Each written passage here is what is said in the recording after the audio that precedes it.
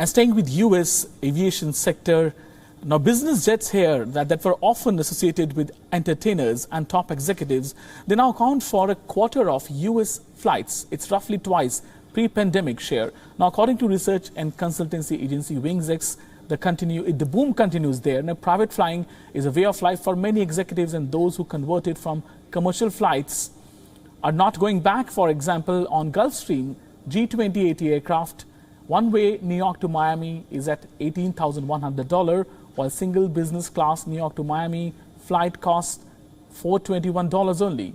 Some executives, they spend average of over $80,000 a year. What is this trend all about? To know all that and to put things in perspective, we're joined by my colleague Rosie Burchard for more. Well, good morning to you, Rosie. First of all, what's the reason why aren't they going back? How the boom continues here?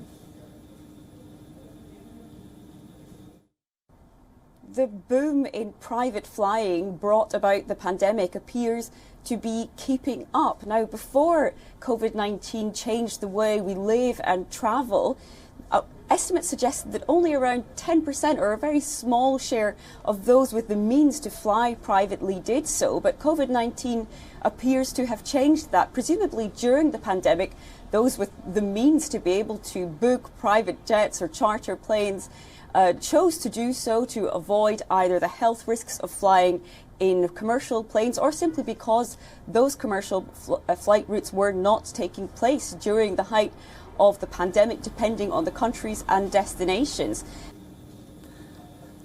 And can you give us a sense of the overall market, how it behaves, and why where in US also the more and more jets are flying, private jets are flying now? Now, business jets now account for around a quarter of all US flights. That's twice their pre-pandemic share. And US private jet traffic overall is up around 15% from 2019.